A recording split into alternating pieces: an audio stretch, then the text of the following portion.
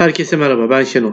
Bu video ile yine sizlere verilen hedef değer üzerinden gerçekleşen sonuçların karşılaştırmasını yapacak ve yine sunumlarınıza ve çalışmalarınıza görsellik katacak farklı bir çalışmayı nasıl hazırlayabileceğinizi anlatmaya çalışacağım. Verilerimiz üretim, fire ve satış olup gerçekleşen değerleri verilen hedef değer üzerinden oranlıyoruz. Şimdi nasıl çalıştığına bir bakalım. Bunun için formüller şimdi hesapla diyorum ve grafiklerdeki değişimleri görüyoruz.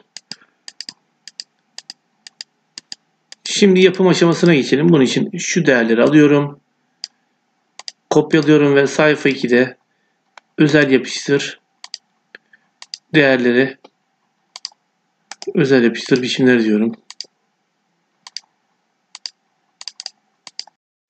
İlk iş olarak sonuç yüzdesinin kalanını bulalım. Bunun için shift eşittir diyorum. 1 eksi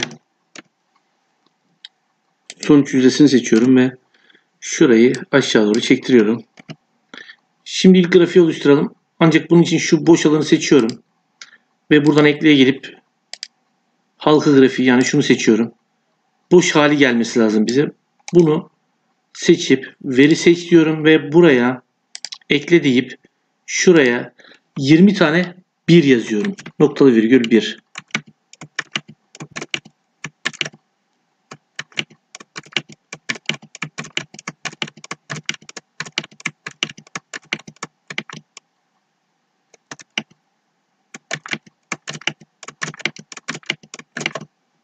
Olmuş olması lazım. Bir kontrol edeyim.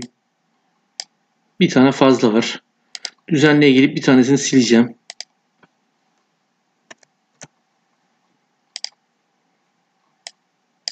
Şimdi tamam. Şunları siliyorum. Şunları seçiyorum. Veri serilerini biçimlendir. Şurada biraz daraltacağım. Yani şu iç halkayı biraz boyutunu büyüteceğim. 65 iyi olur gibi duruyor. Böyle kalsın. Yine bunlar seçiliyken şuradan rengini bu sefer de şöyle olsun. Şekil ana hattı beyaz olsun ve ağırlığı da şu olsun. Şu seçiliyken dolgu olmasın. Ana hat olmasın. Şunu da kaldıralım artık. Şimdi tekrar grafiğe geliyorum ve bunu seçiyorum. Veri seç diyorum. Ekle diyorum. Seri adını üretim olarak seçiyorum ve şunu siliyorum şuradan. Şunları seçiyorum. Tamam diyorum. Şimdi burada bizim bu grafiği ikinci ekseni olarak almamız gerekiyor. Bunun için sağ klik yapıyorum. Veri serilerini biçimlendir diyorum. Burada ikinci eksel görünmüyor çünkü bizim şu grafiği değiştirmemiz gerekiyor. Yani şuradaki eklediğimiz, sonradan eklediğimiz grafiği. Bunun için de grafik türünü şuradan pasta grafik olarak seçiyorum. Bunu seçiyorum. Şimdi seçtiğimde ikinci eksel kısmı geliyor ve bunu ön tarafa alıyorum. Burada kırmızı olanı çift tıklıyorum. Dolgu yok diyorum.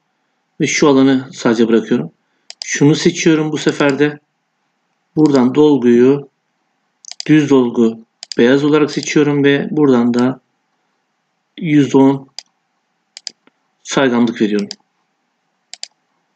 İlk grafiğimiz hazır. Şimdi ikinci grafiğimizi hazırlayalım. Bunun için şunu seçiyorum. Ctrl C diyorum ve şuraya bunu yapıştırıyorum. Şunu seçip veri seç. Şuradan şunu kaldırıyorum. Tamam deyip sağ klik veri seç diyorum. Ve şuradan düzenleye gelip şunu Ctrl C kopyalıyorum. Tekrar ekle diyorum. Şuraya yapıştırıyorum. Tamam diyorum. Bir daha ekle diyorum. Tekrar yapıştırıyorum. Tamam diyorum. Bu şekilde 3 tane halka grafik oluşturuyorum. Şimdi bunların da renklerini ayarlayalım. Bunun için en dıştakini seçiyorum. Biçime geliyorum. Buradan yine aynı şekilde şu rengi seçiyorum yine. Ana hat olarak beyaz diyorum. Ve ağırlık olarak da daha önce seçtiğim gibi şunu seçiyorum. Ortadakini seçiyorum. Şekil dolgusu olarak bu sefer turuncu seçelim.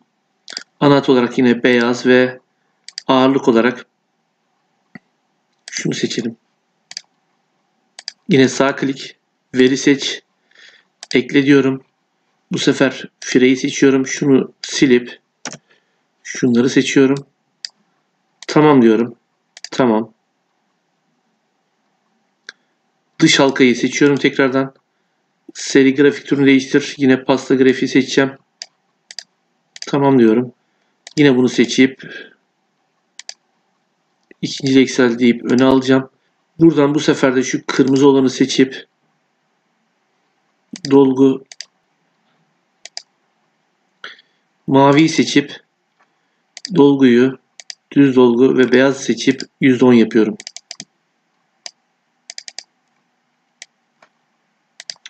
İkinci grafiğimizi hazırlamış olduk. Şimdi son grafiğimizi hazırlayalım. Bunun için öncelikle şu alanı bir açalım şöyle.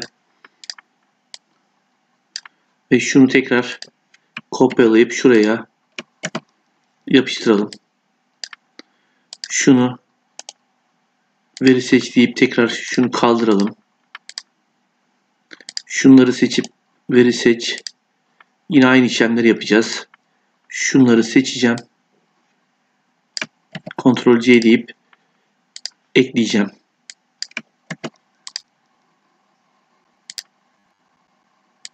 Bu sefer 6 tane ekleyeceğiz.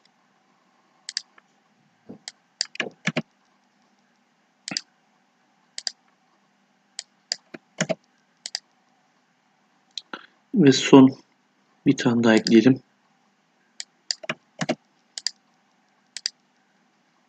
Şimdi şunu biraz büyütelim çünkü çok küçüldü. Daha sonra tekrar burayı şekillendireceğiz. Şimdi sırasıyla bunların renklerini ayarlayalım. Sağ klik, veri serilerinin biçimlendir, dolgu diyorum. Düz dolgu. Bu sefer rengi koyu yeşil olsun. Kapatıyorum. Buradan şekil anahtarı yine beyaz. Ağırlık olarak yine aynı şekilde şu. İkinci rengimiz kahverengi olsun. Ana hatta gidiyorum. Beyaz yapıyorum. Ve ağırlığını bunu seçiyorum tekrardan. Yine aynı şekilde yeşil, koyu yeşil. Ana hat beyaz. Yani aynı şekilde hepsini yapıyorum. Ağırlık olarak yine şunu seçiyorum. Tekrar kahverengiye geleceğim. Ana hattımız beyaz. Ağırlığımız yine bu şekilde şu. Diğer halkaya geçiyorum. Koyu yeşil yine. Ana hattımız beyaz. Ağırlığımız yine şu. Ve son olarak kahverengi tekrardan. Ana hat beyaz. Ağırlığımız yine bu. Şimdi grafiklerimizin büyüklük ayarlarını birbirlerine oranlayalım. Şunu alıyorum öncelikle. Şöyle bir büyütüyorum. Büyüklüğüne şuradan biçimden bakacağım. Hatta buradan tam yapacağım. 10'a 14 yap, 13 yapalım. Bunu da 10'a 13 yapalım.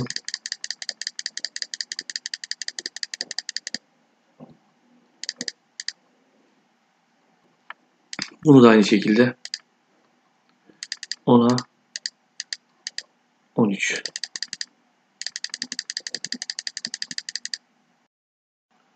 Şunu 10 yapalım. Ve bu grafiğin pasta grafiğini eklemedik. Veri seç diyorum. Ekle. İsim olarak satış diyorum. Şunu siliyorum. Ve şu alanı ekliyorum. Tamam diyorum. Son grafiği seçip grafik türünü pasta grafik yapıyorum. Bunu öne çıkarıyorum. Buradan şunu dolgu yok diyorum. Ve şunu da dolgusunu beyaz yapıp 110 saydamlık veriyorum. Bu da tamam. Şimdi Grafiklerimizi hizalayalım. Seçelim bunları. Ve buradan hizala, üste hizala diyorum. Şunlara biraz aşağı indiriyorum. Biraz yukarıda kaldılar ve şurayı biraz iç içe geçti. Şunları şöyle biraz ayırıyorum. Tekrar seçiyorum. Ve tekrar hizala diyorum. Evet, şimdi daha güzel oldu. Ekle, şekillerden şunu seçiyorum. Ve burada shift eşittir diyorum. Şu değeri veriyorum. Enter. Bunu yazı tipini impact diyorum. Büyütüyorum. Bold yapıyorum. Büyütüyorum biraz daha. Şu araya alacağız şunu.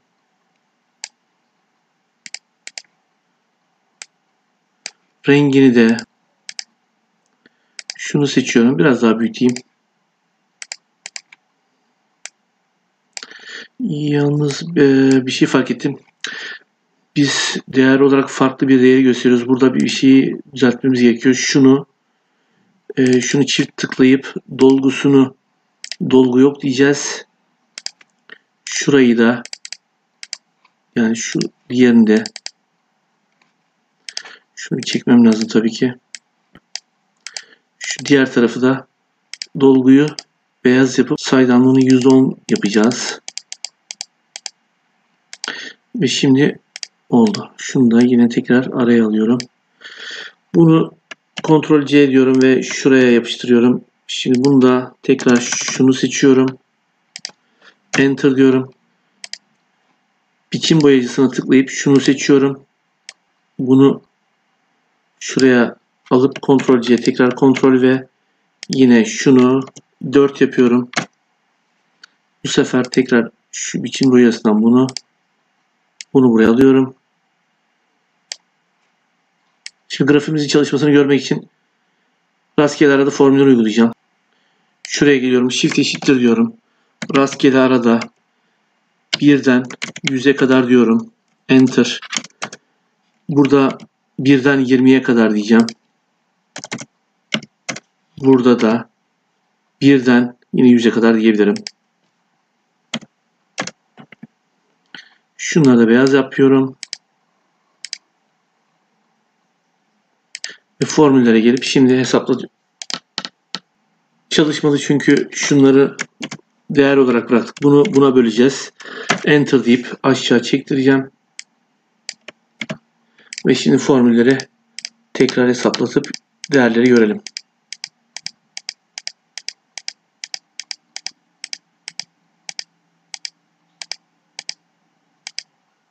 Yalnız gene burada bir hata yapmışım. Şunu düzeltelim. Şunu seçiyorum. Şurada dolgu yok olacak bu. Şu düz dolgu ve 110 olacak şu şekilde. Tekrar çalıştıralım formülleri.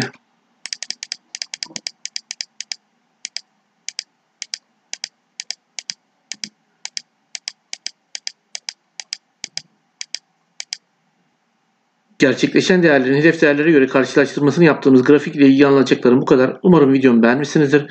Bundan sonraki videolarımı takip etmek ve öğrenmek isterseniz kanalıma üye olmanızı rica ediyorum. Şimdilik kendinize iyi bakın. Daha sonra tekrar görüşmek üzere.